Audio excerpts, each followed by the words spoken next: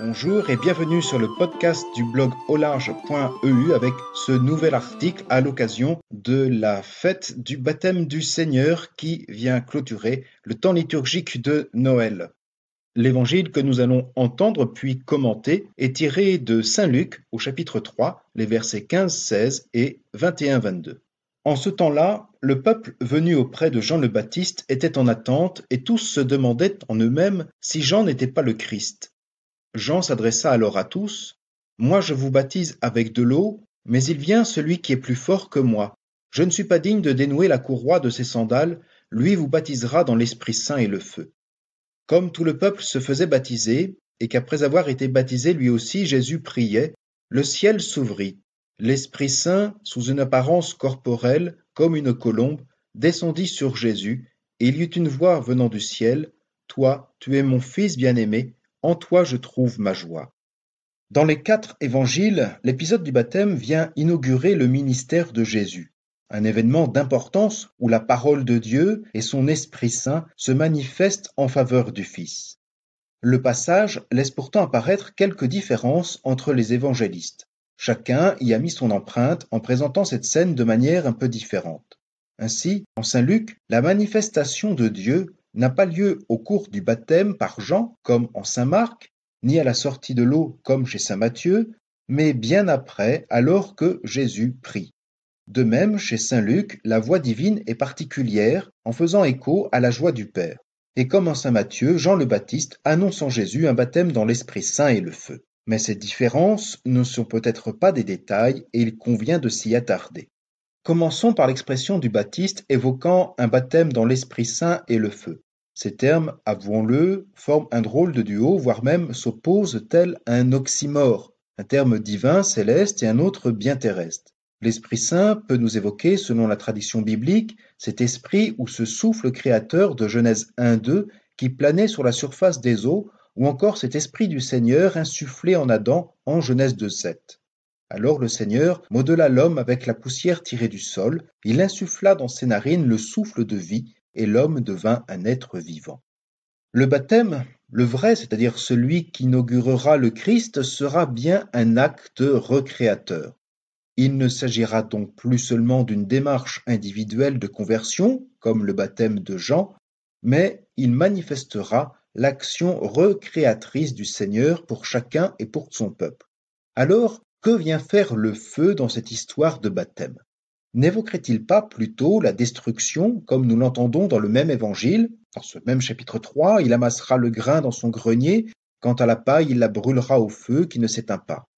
Un peu plus loin, au chapitre 9, voyant cela, les disciples Jacques et Jean dirent « Seigneur, veux-tu que nous ordonnions qu'un feu tombe du ciel et les détruise ?» Esprit Saint et feu ne sont pas pourtant incompatibles ni toujours opposés. Certes, le feu purificateur qui vient détruire le mal est nécessaire à la nouveauté, à la recréation.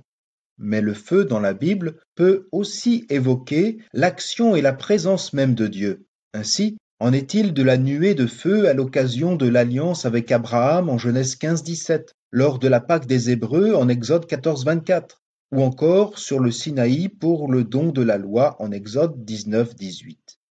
Le baptême en Jésus annoncé par le Baptiste n'est donc pas un baptême à la manière des hommes. Il constitue l'implication même de Dieu avec son Fils et l'Esprit Saint pour établir le peuple dans son alliance, dans une nouvelle alliance. Bien évidemment, en ce sens, le feu et l'Esprit nous évoquent l'événement de la Pentecôte rapporté par les Actes des Apôtres, le second volume de Saint Luc. Ce baptême annoncé par le Baptiste se manifeste à cette occasion. Les disciples deviennent alors prophètes, apôtres et témoins du Christ jusqu'à eux-mêmes donner leur vie par la suite. La Pentecôte est la plongée même dans le mystère pascal du Seigneur. Aussi, le baptême dans le Jourdain nous évoque déjà la Passion. Ici, la parole du Père et la descente de l'Esprit témoignent en faveur du Fils en prière. À la Passion, Jésus remettra l'Esprit en s'adressant à son Père comme en une prière. « Père, pardonne-leur, ils ne savent pas ce qu'ils font. Père, entre tes mains, je remets mon esprit. » Pouvons-nous lire au chapitre 23.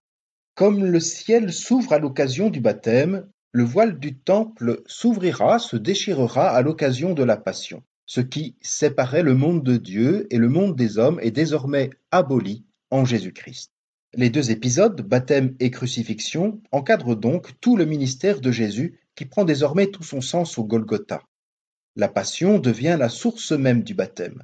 En saint Luc, la croix est ainsi le lieu du véritable pardon du Père et du véritable salut dans le Fils, dont bénéficiera en premier ce larron crucifié avec lui du chapitre 23. En saint Luc, les premiers chapitres nous avaient présenté la naissance de Jésus comme l'avènement du Fils du Très-Haut, en 1,32, et du Sauveur. Aujourd'hui, dans la ville de David, vous est né un Sauveur qui est le Christ Seigneur, lisions-nous au chapitre 2. La parole céleste vient ainsi confirmer l'identité filiale et salvatrice de Jésus. Tu es mon Fils bien-aimé, en toi je trouve ma joie, dit Dieu. Ces termes ne sont pas anodins, ni même l'expression d'une émotion de Dieu envers son Fils. Chacun de ces mots confirme la vocation et la mission du Christ. Dans la bouche du Père, les mots de joie et de bien-aimé évoquent ainsi la miséricorde divine que vient apporter Jésus. Ce sera la joie pour la brebis et la drachme retrouvée. Ce sera encore plus de joie dans l'autre parabole lors du retour du Fils. C'est la joie d'un pardon donné sans hésiter. En ce Fils qui est aujourd'hui auprès du Baptiste et au milieu des pêcheurs du Jourdain, c'est tout l'amour du Père qui s'exprime et s'exprimera jusqu'au bout dans un don total. Cette joie donnée est celle d'un salut miséricordieux et d'une victoire sur la mort et la haine, joie de devenir l'un de ses fils bien-aimés, c'est la joie du royaume en Christ. Sois sans crainte, petit troupeau, disait l'évangile de Luc au chapitre 12, verset 32, votre Père a trouvé sa joie en vous donnant le royaume. C'est sur ce verset de saint Luc que nous concluons notre article et je vous réitère tous mes vœux en souhaitant pour vous que vous trouviez cette joie dans le Christ en compagnie de la parole de Dieu. Bonne semaine à toutes et à tous.